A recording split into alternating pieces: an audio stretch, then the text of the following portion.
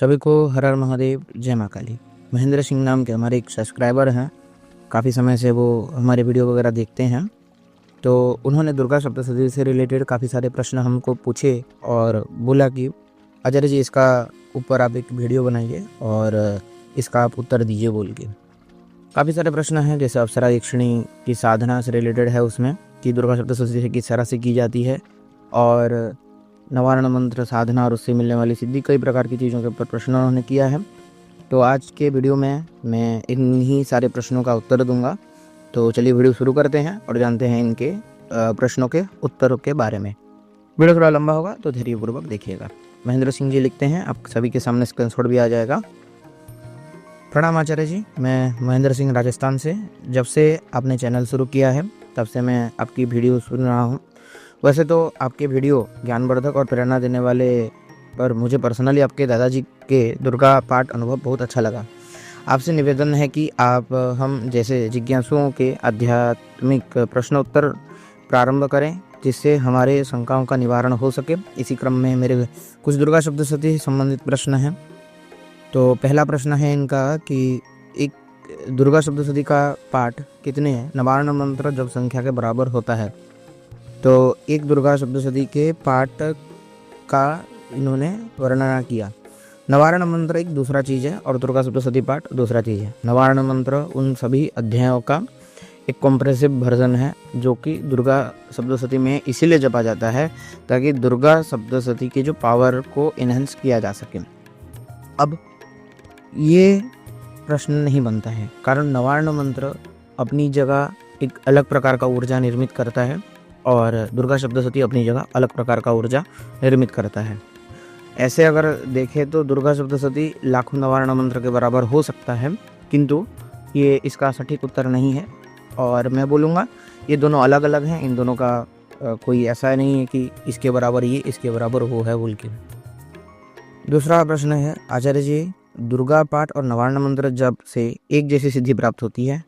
यदि एक साधक दुर्गा पाठ करे और दूसरा साधक नवारण मंत्र जप करे तो दोनों को एक जैसी सिद्धि शक्ति मिलेगी? नहीं, ऐसा नहीं होगा। नवारण मंत्र मनुष्य के शरीर के अंदर स्थित चेतना और कुंडलिनी के ऊपर काम करता है, जबकि दुर्गा सप्तशती मनुष्य के जो कार्मिक रिलेशंस हैं उसके ऊपर और उसके पुण्य पाप आदि के ऊपर काम करके वो उसको सिद्धि प्रदान करता है। दोनों के सिद्धि प्रदान करने का जो ढंग है वो अलग अलग है। अगर नवारण मंत्र अगर कोई साधक कर रहा है तो वैसी परिस्थिति में अगर उसके जीवन में पाप पुण्य का इनबैलेंस भी हो तो भी नवारण मंत्र के अच्छे साधना से उसको सिद्धि मिल जाएगी। लेकिन दुर्गा सप्तशती में ऐसा नहीं है। दुर्गा सप्तशती अगर कोई साधक करेगा तो पहले उसके कार्मिक रिलेशंस को वो क्लियर करेगी, उसके बाद जाके वो फिर दर्शन पाएगा या फिर सिद्धि की प्राप्ति होती है। तीसरा प्रश्न है, आचार्य जी सुना है कि 108 दुर्गा पाठ करने से 100 अश्वमेध यज्ञ के समान फल मिलता है और 100 अश्वमेध यज्ञ करने पर मृत्यु पश्चात इंद्र का पद प्राप्त होता है। जिसने दुर्गा सप्तशती का 108 पाठ कर लिए वो मृत्यु पश्चात इंद्र बनेगा। इंद्र बनना इस मायने में नहीं कहा गया है। इंद्र का अर्थ होता है जिसने अपने सारे इंद्रियों को जीत लिया हो, वो इंद्र है। इंद्रिय अर्थात जो मन, चक्षु, श्रोत, जीवा, घ्राण, प्राण आदि जो 25 प्रकार की इंद्रियां हैं, उन 25 प्रकार की इंद्रियों को जिन्होंने जीता वो इसे इंद्र कहते हैं। तो इसका रियलिटी में अर्थ ये होता है कि जो 108 दुर्गा सप्तशती का पाठ करता है तो वाजपेयी यज्ञ और अश्वमेध यज्ञ का फल तो मिल जाता है। अश्वमेध यज्ञ भी एक तरह का अपने इंद्रियों के ऊपर निग्रह करने का एक साधन था जो सतयुग आदि में किया जाता था, लेकिन बाद में इसका जो भ्रांत्यात्मक रूप समाज में प्रकट कर दिया गया। तो 108 दुर्गा सप्तशती को सही से अगर कोई साधक पाठ कर लिया जाए तो वो अपनी इंद्रियों के ऊपर जीत के सिद्धियों को प्राप्त करता है, ये गारंटी है। और इंद्र बनेगा नहीं बनेगा ये विषय अलग है, लेकिन उसको इंद्रियों के ऊपर जय होने के कारण सिद्धियां जरूर प्राप्त हो जाती है। चौथा प्रश्न है, आचार्य जी कोई दुर्गा पाठ का हवन ना कर सके तो क्या उसे बदले में नवारण मंत्र से आहुति दे सकता है, और यदि दे सकता है तो एक दुर्गा सप्तशती पाठ के लिए कितने नवारण मंत्र की आहुति देनी होगी? कम से कम 1000 मंत्रों की आहुति देनी चाहिए और सर्वश्रेष्ठ 10,000 नवारण मंत्रों की आहुति दे सकते हैं। दुर्गा सप्तशती पाठ में हवन करना ही है बोल के ऐसा कोई नीड नहीं है। अगर आप केवल भक्तिपूर्वक पाठ कर रहे हो और कोई विशेष प्रयोग नहीं कर रहे हो तो आप नॉर्मली भी पाठ करके काम चला सकते हैं और नवारण मंत्र से आहुति दे सकते हैं, उसमें कोई प्रॉब्लम नहीं। जब तक कोई विशेष प्रयोग ना हो तब तक हवन के लिए सप्तशती का नियम नहीं रहता है। और अगर अनुष्ठानात्मक भी जो होते हैं, जो कर्मकांड आदि में अनुष्ठान होते हैं, उसमें भी यजमान के कल्याण के लिए या फिर विश्व कल्याण के लिए जो यज्ञ किए जाते हैं वो विशेष आहुति से युक्त होते हैं। जैसे हर एक श्लोक के अलग अलग आहुति होता है, तो वो विशेष श्लोकों के आहुति से युक्त होते हैं, वो भी प्रयोगात्मक ही होता है। 5वां प्रश्न है, आचार्य जी अगर किसी योगिनी अप्सरा या यक्षिणी साधना में सफलता पानी हो तो उसके लिए कितना दुर्गा सप्तशती का पाठ करना चाहिए? अगर आपका अच्छा खासा तपोबल है, आपको पता है कि मेरा अच्छा खासा तपोबल है, तो आराम से 11 पाठ में भी हो जाएगा। अगर आपका अच्छा खासा तपोबल नहीं है तो इसका मैं कम से कम अनुमानित रूप से 108 दुर्गा सप्तशती रख रहा हूँ, ताकि इतना अगर कोई साधक कर लिया है तो आसानी से वो दुर्गा जो सप्तशती के माध्यम से अप्सरा एक श्रेणी की सिद्धि भी प्राप्त कर लेगा। आचार्य जी कहते हैं दुर्गा सप्तशती के प्रत्येक अध्याय का अलग अलग फल और महत्व होता है। कृपया बताने का कष्ट करें कि किस अध्याय का पाठ का कौन सा फल मिलता है।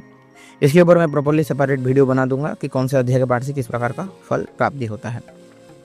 7वां प्रश्न है इनका, आचार्य जी जो प्रतिदिन पूरी दुर्गा सप्तशती न पढ़ सके तो ऐसे में मनोकामना पूर्ति कौन सा अध्याय पढ़ना चाहिए? जैसे एक स्टूडेंट को कौन सा अध्याय, एक व्यवसायी को कौन सा, एक नौकरी करने वाले को कौन सा और एक महिला को कौन सा अध्याय नित्य पढ़ना उचित रहता है?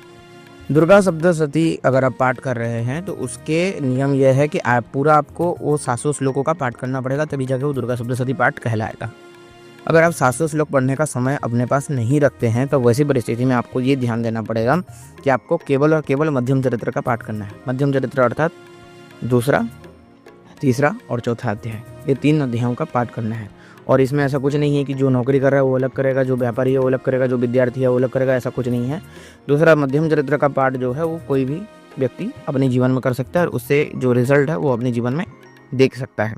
तो कोई प्रॉब्लम नहीं, वो आसानी से करे और इसका फल प्राप्त कर सकता है। 8वां क्वेश्चन, आचार्य जी जो दुर्गा सप्तशती का पाठ संस्कृत में ना कर सके और हिंदी में करे तो क्या इस पाठ का कोई फल नहीं होता? तो हाँ, इसका कोई फल नहीं होता, भक्ति बढ़ जाती है, वो विषय अलग है। लेकिन जो सप्तशती का जो मूल पाठ है सब संस्कृत में इसीलिए है क्योंकि उस संस्कृत को पढ़ने मात्र से एक विशेष प्रकार का जो ऊर्जा और वाइब्रेशंस आभा मंडल में क्रिएट होता है। अब वही ऊर्जा और उसी शक्ति या फिर उस प्रकार की जो ताकतों को क्रिएट करने के लिए हिंदी में पढ़ना काफ़ी नहीं है, क्योंकि हिंदी तो केवल और केवल उसका अर्थ है। रियलिटी में उस मंत्र में या फिर दुर्गा सप्तशती के श्लोकों में ऊर्जा इसलिए आती है क्योंकि वो विशेष टर्म और विशेष छंदों में लिखा गया है। और छंदों में उसको पढ़ने से प्रॉपरली वो आभा मंडल में स्थित ऊर्जाएं वाइब्रेट करते हैं और उसी से हमको ऊर्जा प्राप्ति होती है, शक्ति प्राप्त होती है, सिद्धियाँ प्राप्त होती हैं। इसीलिए दुर्गा सप्तशती का पाठ केवल और केवल संस्कृत में ही करना चाहिए। हिंदी का पाठ व्यर्थ है। भक्ति के लिए कर सकते हैं, उसमें कोई प्रॉब्लम नहीं। आचार्य जैसे भागवत पुराण का पाठ करने से हमारे पितरों का कल्याण होता है, वैसे ही दुर्गा सप्तशती पाठ से भी क्या हमारे पितरों का उद्धार होता है? जी हाँ, बिल्कुल। 4th अध्याय में भगवती खुद वर्णना करती हैं कि यस्या समस्त श्रद्धा समुदीरणेनम तृप्ति प्रयाति सकलेषु मुखेषु देवी स्वाहा शुभ पितृगणस्य तृप्ति हेतु रोचार जैसे तुम्हें वो एव जने स्वधा च, कि मैं वो हूँ जो देवताओं का स्वाहा होके तृप्ति प्रदान करती हूँ, अर्थात उनको अन्न भोजन आदि प्रदान करती हूँ स्वाहा होके, और स्वधा होके मैं पितरों को तृप्त करती हूँ बोल के भगवती खुद कह रही हैं। तो वैसी परिस्थिति में दुर्गा सप्तशती के पाठ से सभी प्रकार के फल मिलते हैं, उसमें से पितरों की शांति भी है। और पितरों की शांति के लिए पितृपक्ष में जो पितृपक्ष का जो 15 दिन है उसमें नियमित रूप से दुर्गा सप्तशती का अनुष्ठान करना चाहिए, जिससे पितरों की कल्याण होती है और पितर मुक्ति हो जाते हैं, फिर पितरों के मुक्त हो जाते हैं वो। तो इस तरह से आप कर सकते हैं। तो महेंद्र जी का इस प्रकार से ये 9 प्रश्न था जो मैंने आप लोगों को वीडियो के माध्यम से बता दिया। काफ़ी लोगों के यही क्वेश्चन होंगे, जिन लोगों को यही क्वेश्चन थे उन लोगों को काफ़ी अच्छी जानकारी मिल गई होगी।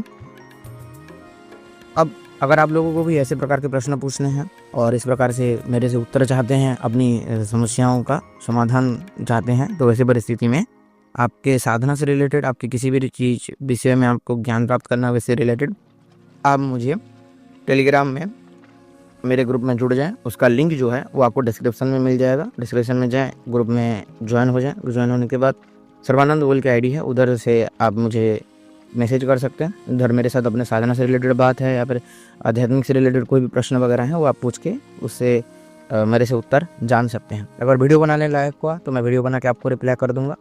अगर आप वीडियो नहीं बनाना चाहते तो मैं आपको पर्सनली आपको रिप्लाई कर दूंगा।